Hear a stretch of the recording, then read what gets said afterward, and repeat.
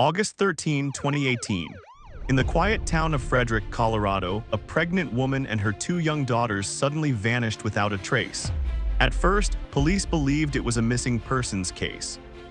But within hours, investigators noticed one small detail outside the house that immediately made them suspicious.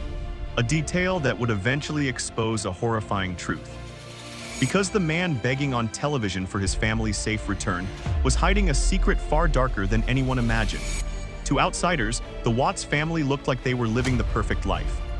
Chris Watts lived in Frederick, Colorado with his wife Shanann Watts and their two daughters, Bella Watts and Celeste Watts. On social media, Shanann frequently shared videos of their daily life. Smiling family moments, birthday celebrations, loving messages. The family appeared happy. They had a beautiful suburban home, two energetic children, and another baby on the way. But behind those cheerful posts, something had already begun to change. In fact, just weeks before the disappearance, Chris had started living a secret double life. A secret that would soon become the center of the entire investigation. In the months leading up to the tragedy, tensions inside the Watts home had been quietly building. Chris Watts had begun an affair with a coworker. According to investigators, he had started imagining a completely different life, a life without the responsibilities of marriage or fatherhood. Friends later said Shanann believed they were working through their problems, but Chris had already begun planning a way out. In the early hours of August 13, Shanann returned home from a business trip.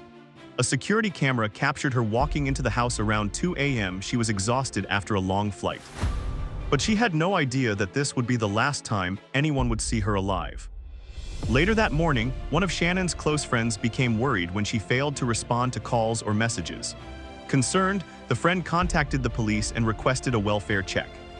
When officers arrived at the Watts home, they immediately noticed something unusual. At the time, investigators didn't realize just how important that small detail outside the house would become.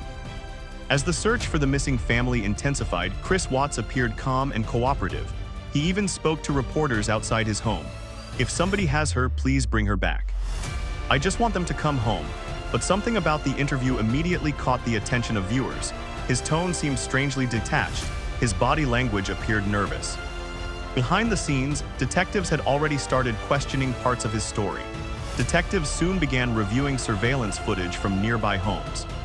And that was when the small detail investigators noticed earlier suddenly made sense.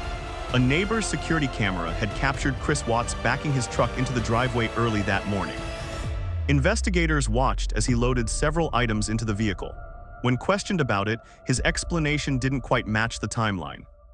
Meanwhile, Shannon's phone, car, and personal belongings were still inside the house, which raised a chilling possibility. What if Shanann and the children never left the home alive? As pressure mounted, investigators brought Chris Watts in for questioning. For hours, detectives carefully compared his statements with the evidence they had gathered. Slowly, his story began to collapse. Investigators had also uncovered the truth about the secret double life he had been living. Chris Watts had been having an affair and was planning a new future with his girlfriend. Eventually, under intense questioning, Chris Watts confessed. He admitted to murdering his pregnant wife Shanann. He later admitted that he had also killed his two daughters. According to investigators, he strangled Shanann during an argument. After killing her, he drove with the bodies to a remote oil work site where he had been scheduled to work that morning. There, he disposed of the bodies in an attempt to hide the crime. The revelation horrified investigators and shocked the entire nation.